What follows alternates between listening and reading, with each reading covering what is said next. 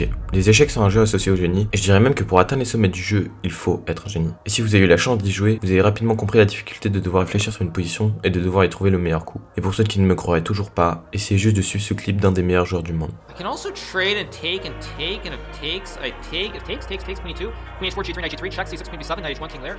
I don't know what's going on, I'm just gonna castle, I don't want to think too much.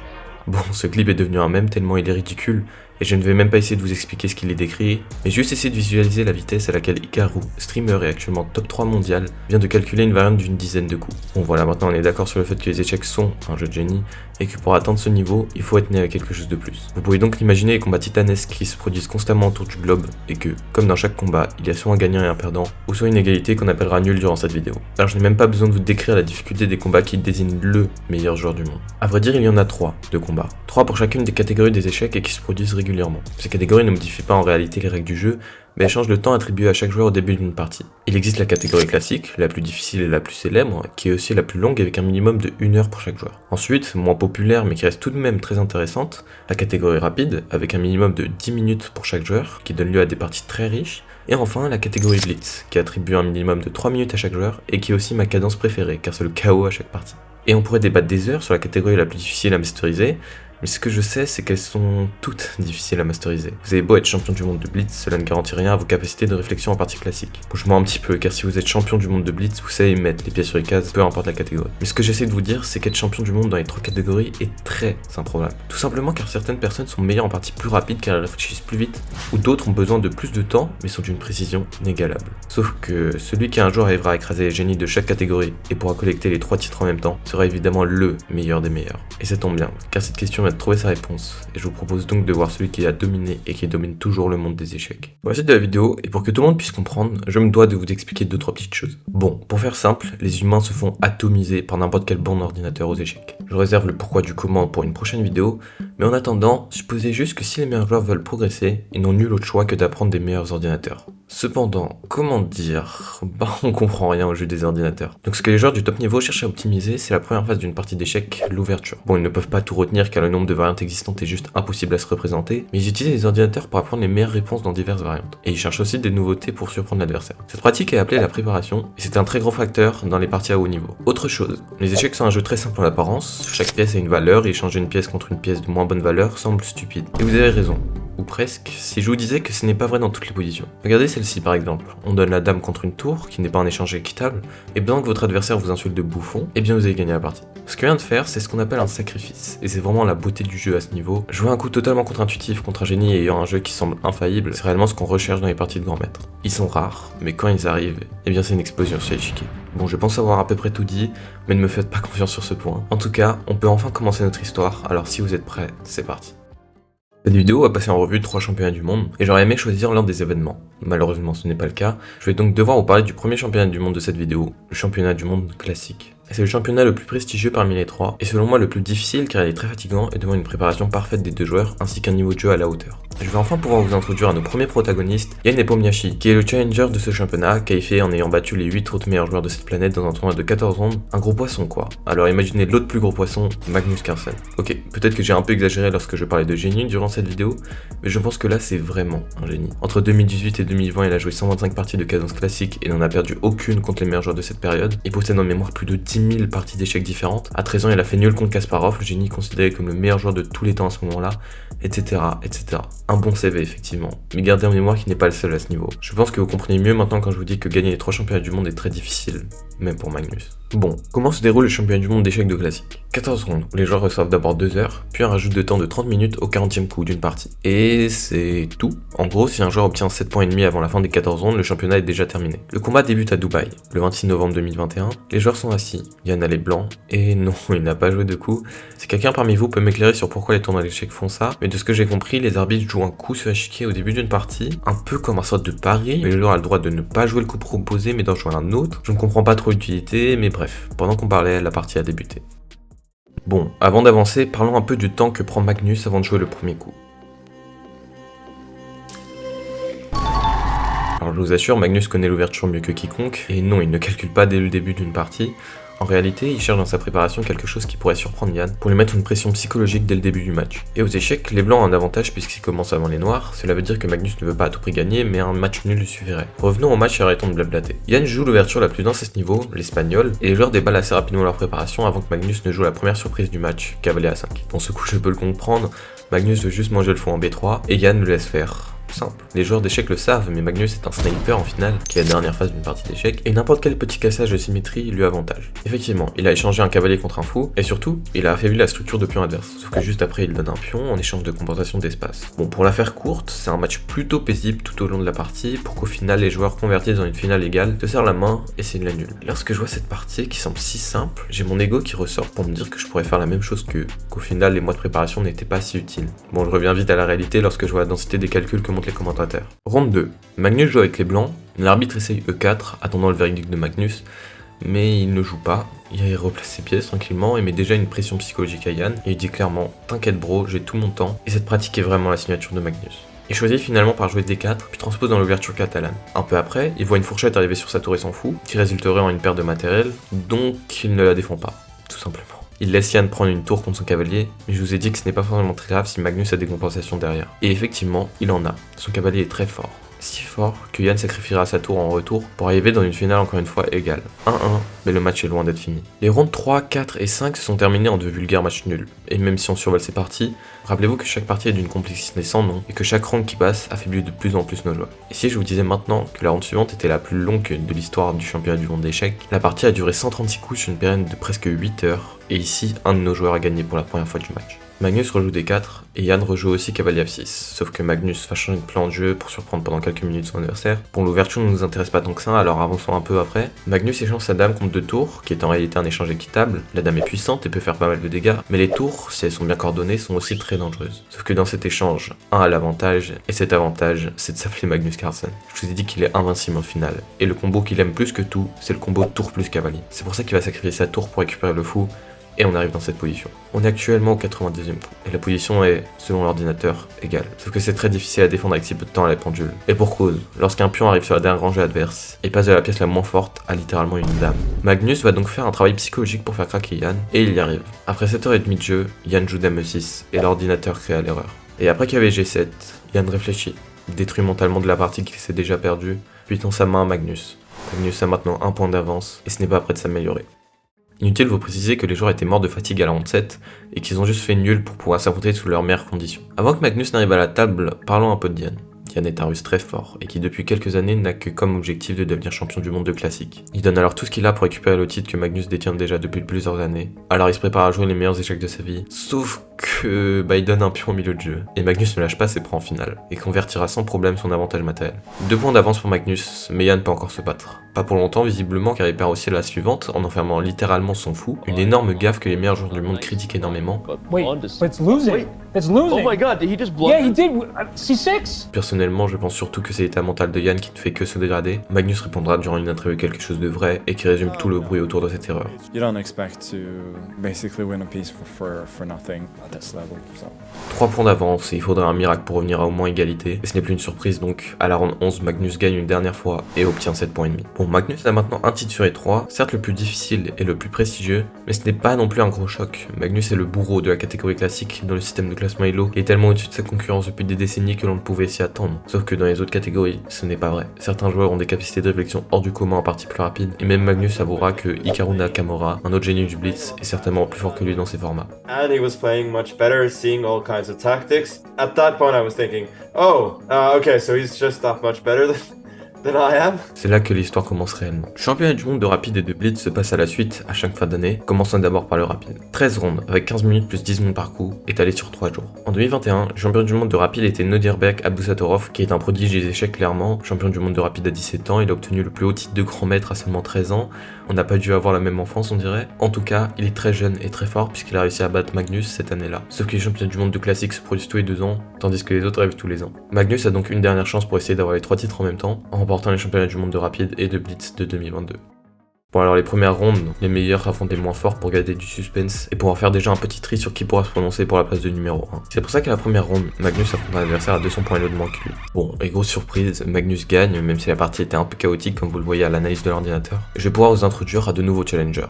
Vincent Keimer, Vladislav Fedoseev, Fabiano Caruana, Arjun Erigaisi et Daniil Dubov. Ces joueurs ont quelque chose en commun, ils adorent le fight et ont un niveau exceptionnel. Ils gagnent aussi tous leur première ronde, et j'aimerais rappeler une chose, le tournoi recueille les 200 meilleurs joueurs sur Terre, et de voir les mêmes en haut du classement dans une cadence aussi rapide où tout peut arriver, ce n'est pas un hasard, c'est que vraiment, ces joueurs ont une capacité de réflexion hors du commun. Lorsque Magnus et tous les autres arrivent à être en haut du classement à la 3ème ronde, certes ils affrontent des joueurs moins forts, mais ces joueurs font toujours partie du top 200 mondial. Imaginez-vous la distance qui sépare le niveau de Magnus à celui de même un top 20 mondial, c'est pour moi juste irréel. Mais bon, là les vrais fights commencent, Magnus affronte le champion du monde de rapide en titre, Nodirbek. Magnus veut sa revanche contre le jeune prodige. Alors il atteint cette position avec les blancs, et vous connaissez Magnus, il n'en a rien à faire des principes.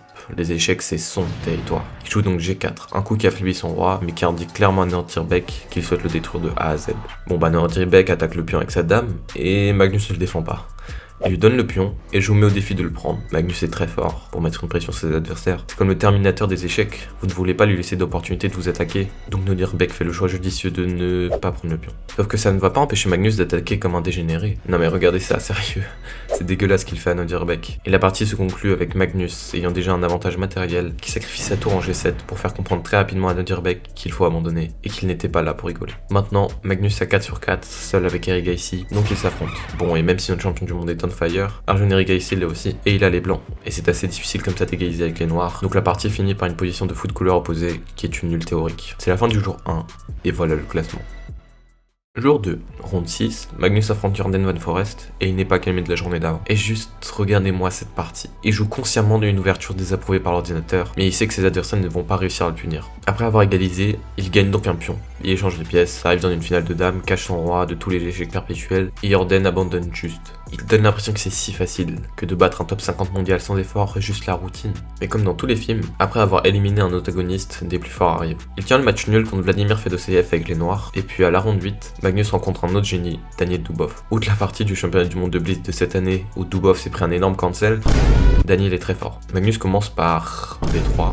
Ceux qui jouent aux échecs doivent déjà être en train de vomir derrière leurs écrans. Pourquoi Magnus jouerait la Nimzo Larsen si son objectif est de remporter le championnat? Effectivement, c'est une ouverture considérée comme égalisante pour les noirs, et clairement Magnus n'avait pas l'intention de chercher du fight dans des ouvertures plus denses comme l'espagnol. Maintenant, je vais vous poser une question. Qu'est-ce qui vous fait croire que Magnus ne peut pas faire ce qu'il veut? Le mec a tellement écrasé la compétition qu'il peut échanger son roi et sa dame de place pendant 8 premiers coups d'une partie, et quand même gagner contre des grands maîtres dans le top 500 mondial. En réalité, en jouant B3, Magnus s'en fout que ce soit égal, puisqu'il sait très bien qu'il trouvera un moyen de créer des problèmes à Dubov. Je vais mettre en accéléré le début de la partie, et gardez en tête que l'échange des dames signifie souvent moins de danger et donc une probable arrivée en finale. Hop hop hop, arrête-toi là. Pour remarquer quelque chose, Magnus connaît ses points forts, et un en particulier, sa dominance en finale. Pion doublé, casse fort pour créer des faiblesses, tout ce qu'il faut pour Magnus pour créer des complications, même dans les finales les plus mortes de vie. Sauf que ça va se retourner contre lui, Dubov est un très bon défenseur, et il défend d'une extrême précision ce match nul. Magnus vient donc de gâcher une partie avec les blancs à cause de son choix d'ouverture, et n'a donc plus d'avance sur les autres. Magnus ayant déjà affronté Vladimir, on s'attendrait à rencontrer un match de Magnus contre le génie allemand. Mais non. Magnus rencontre un adversaire à 400 points et de moins. Bon bah vous savez ce que ça veut dire. Boum, Cobrien. Magnus gagne. Et est de nouveau en première place. Et là on a enfin un match qu'on attendait tous. Magnus vs Vincent Keimer. Encore une finale, Magnus joue roi E3 car il fait ses propres règles. Un peu après il double ses pions, il rentre avec sa tour, il gagne un pion. Et Keimer abandonne. Bon et là tout le monde le sait, avec la défaite du top 2 et Magnus seul en haut de la montagne, c'est sûr qu'il va remporter son deuxième titre. Vous croyez? Magnus affronte Vladislav Artemiov pour la ronde 11. Mais c'est un top 7, c'est quoi un top 7? Magnus gagne les mains dans le slip contre un top 7. Il donne son cavalier. Voilà, il n'y a pas de mise en bouche ou de suspense, il donne son cavalier. Bon, il a beau être Magnus, il ne sauve pas ça, et là il sait que cette défaite signifie probablement qu'il ne va pas remporter le championnat du monde. Il est à égalité avec Vladislav, suivi d'un demi-point par Fabiano Caruana et Vincent. Et il doit gagner, car il sait qu'en cas d'égalité, ils iront dans un match de prolongation. Il est dégoûté, encore plus dégoûté quand il fait match nul contre Fabiano la ronde d'après. Vincent, Vladislav et Magnus ont tous 9 points à la dernière ronde. Magnus sait qu'il ira probablement dans des prolongations, ou pire, peut se faire doubler s'il perd. Alors il joue sa dernière ronde du championnat du monde de rapide, et il n'est pas le seul, car les deux autres aussi veulent leur titre. Alors il joue. Vladislav affronte Fabiano, et il perd. Vincent affronte notre français Maxime et fait match nul. Tout se joue donc à la partie de Magnus. S'il gagne, il remporte le titre. S'il fait nul, il va dans des prolongations avec le prodige allemand. S'il perd, ses rêves de devenir triple champion du monde sont terminés. Car ce que je ne vous ai pas dit, c'est que Magnus avait annoncé ne pas vouloir défendre son titre de classique en 2023. It's very simple that I am not motivated to play another match. C'est sa dernière année en tant que champion du monde de classique. C'est sa dernière année pour réussir l'impossible. Magnus affronte Parham, un Iranien extrêmement fort. Il a les blancs et son adversaire lui joue l'ouverture la plus combative, la sicilienne. Parham est très agressif. Il joue des séquences tactiques, exerce une pression sur la colonne C, commence à avoir un avantage de temps. Puis Magnus réfléchit. 1, 2, 3 minutes. Qu'est-ce qu'il peut bien être en train de calculer? Eh bien, boum! Sacrifice de fou en hachette. Et s'il joue ce coup alors qu'il sait que son titre est en jeu, il est sûr que ça marche. Et que tu es juste mort. Roi prend hachette. G6, échec. F prend G6. Dame F7. G5. Et le dernier coup de la partie qui force la menton. H6. Magnus remporte la dernière partie et voici les résultats finaux. 2 titres sur 3. Un exploit qui n'est déjà pas accessible à tous les joueurs, mais il ne va pas s'arrêter là. Le championnat du monde de Blitz débute le lendemain, et c'est vraiment ma catégorie préférée au top niveau. Voir les meilleurs joueurs jouer d'une précision en seulement quelques secondes, tout en faisant des erreurs qui créent des retournements de situation fréquents, qu'est-ce que c'est fascinant. En tout cas, la cadence est de 3 minutes plus 2 secondes par coup, pour ne pas avoir trop de défaites au temps. C'est, je pense, la catégorie la plus difficile pour Magnus. Il y a des joueurs qui ont une vitesse de réflexion, c'est vraiment impressionnant. Cette fois-ci, le championnat dure sur 21 rondes, et pour la première fois, le plus haut classé n'est pas Magnus, mais Hikaru Nakamura. Voilà le combat des titans. Les matchs les plus regardés en ce moment, ceux de Magnus contre Hikaru en Blitz. Où est Magnus? Les arbitres ne comprennent pas. Ils hésitent à lancer la ronde, ça fait déjà 5 minutes que la ronde devait commencer, mais on ne peut pas commencer sans la source de revenus. Pardon, je voulais dire sans le meilleur joueur du monde. Bon, du coup, ils essayent le premier coup sur la partie de Fabiano au lieu de celle de Magnus, et demandent au joueur de lancer la pendule. Se disant que Magnus n'avait pas tardé, mais non, Magnus n'est pas là. Et puis d'un coup, il spawn. Il court jusqu'à sa partie, mais c'est trop tard. Il ne lui reste plus que 30 secondes, ce n'est pas suffisant. Ok, son adversaire est moins bien classé, comme à chaque début de tournoi, mais il est tout de même dans le top 300 mondial. Magnus tente quand même, il a un bonus de temps à chaque coup, il peut espérer la nulle, mais non. Non, ce n'est immédiatement pas possible à défendre avec si peu de temps contre un des meilleurs joueurs du monde. Magnus annoncera plus tard avoir été en retard parce qu'il est allé skier le matin même. Je répète, Magnus a mis en l'air son début de tournoi parce qu'il est allé skier et que le retour s'est avéré plus long que prévu. Bon, du coup Magnus débute avec une défaite. Attends 2 secondes, pourquoi il y a marqué victoire pour la ronde 1? C'est un bug? Ou peut-être que je ne vous ai pas tout dit? La vérité, c'est que son adversaire a fait un très beau geste sportif, il ne voulait pas jouer avec un désavantage aussi élevé, alors il réfléchit beaucoup pour arriver dans un temps plutôt équitable. Bon, et à partir de ce moment-là, quand tu arrives en finale et que tu as perdu ton seul avantage, voilà quoi, vous voyez la suite. Magnus vient de gagner une partie de 3 minutes avec 2 minutes 30 de retard. Je ne sais pas si vous en rendez compte de ce niveau de génie. En tout cas, Magnus est de nouveau là, il a mangé de la neige et maintenant il est prêt à manger ses adversaires. Donc clairement, jusqu'à la ronde 7, les meilleurs joueurs font des massacres. Hikaru, Magnus, Dubov, etc. détruisent la concurrence et ont entre 6 et 6 points et demi. À la ronde 7, le combat que vous attendiez tous, Magnus contre Hikaru. Bon, et au risque de vous décevoir, les joueurs jouent une ouverture forçant une finale complètement égale. Mais je sais pas pourquoi ils font ça, à chaque fois qu'ils jouent entre eux, ils font soit une nulle, soit des dingueries dans l'ouverture. J'aimerais voir plus souvent ces monstres s'affronter pour de vrai, avec du vrai fight. Mais bon, on ne peut pas tout avoir. En tout cas, cela veut dire qu'ils sont à l'égalité, et que le vrai départage se fera sur les autres échiquiers. Hikaru fait nul contre Dubov et Magnus contre Vladislav. Ensuite, Hikaru refait nul contre le meilleur polonais de l'histoire, Duda, et Magnus de même contre le meilleur Azeri, Mamediarov. En gros, c'est très paisible, et les deux continuent de se suivre au sommet. Sauf que pendant que Magnus continue avec les matchs nuls, Hikaru, lui, réveille son démon interne et détruit Vladislav ainsi que Aik, un arménien qui mène le blitz. Bon, ils sont des monstres en d'or après, et il fait 2 nuls de suite, tandis que Magnus réveille son instinct et enchaîne 2 victoires, dont l'une des plus intenses de sa carrière contre Richard Rapport. Il était perdant toute la partie, et la Rapport fait une erreur, et c'est de retour à l'égalité. Sauf que Rapport pense séparer le mat, mais il rate G8 dame in extrémiste, qui permettra à Magnus de rester au top avec Hikaru. Bref, vous l'avez compris, Magnus a pour la première fois des difficultés à se démarquer, et à la limite d'être derrière Hikaru. C'est donc son adversaire final, le dernier qu'il devra battre pour réussir son objectif. Lorsque Magnus perd contre Yann, comme les esprits se retrouvent d'ailleurs, Hikaru perd aussi contre Vladislav. Lorsque Magnus gagne 2 fois de suite contre Fabiano et Vincent Keimer, Hikaru gagne aussi 2 fois de suite contre Andrei Kane et Grishuk. Le monde entier attend de voir qui cassera la symétrie, et c'est Hikaru qui craquera. Il perd contre Alexei Sarana à cause de BOOM! Coup brillant. Non, franchement, Alexei a vraiment très bien joué toute la partie, et Hikaru est maintenant derrière Magnus qui a gagné sa dernière ronde. Bon, par contre, la ronde d'après, Magnus se fait battre en 24 coups contre, devinez qui, le seul et l'unique, Alexei Sarana. Ce mec est un monstre quand même, battre les 2 meilleurs d'affilée, franchement, chapeau. Chapeau aussi à Hikaru qui... Attends, quoi? Je pensais qu'il avait gagné. Enfin, c'est comme ça que l'histoire devait continuer. Et pourquoi il a fait de nul contre un adversaire à 200 points et de moins que lui? Peut-être parce que l'histoire ne devait pas continuer. Et oui, Magnus a maintenant un demi-point d'avance. Il ne reste que 2 rondes pour Hikaru pour tenter d'égaliser Magnus. Hikaru gagne contre Vincent Keimer, et Magnus aussi gagne. Il ne reste plus qu'une ronde, et l'histoire n'est pas terminée. Hikaru fait match nul. Magnus a donc plus qu'un résultat à éviter s'il veut remporter le titre. Il ne doit pas perdre. S'il perd, il y aura des prolongations entre Hikaru et lui. Et la boucle est bouclée, mesdames et messieurs. Quel meilleur adversaire à affronter que l'ancien champion du monde de rapide, Nodirbek Abdusattorov. Magnus joue l'espagnol, puis arrive dans cette position où Nodirbek fait une première erreur. Dame C5. Et Magnus, vous le connaissez à présent. Il donne son pion une nouvelle fois et met au défi Nodirbek de le prendre. Sauf que cette fois-ci, il le prend. Et c'est la goutte d'eau qui fait déborder le vase. Magnus enchaîne les bons coups et force son adversaire à sacrifier son cavalier. Maintenant il le sait, il va gagner son 3e et dernier titre de champion du monde. Il va réussir ce que personne n'a jamais réussi à travers l'histoire. Il bouge ses tours, puis il prend le cavalier, puis il défend son fou, bouge son roi. Et même si Nodirbek est fort, jeune et plein d'énergie, ça ne suffit pas contre le génie des échecs qui domine le monde. Il abandonne et voilà.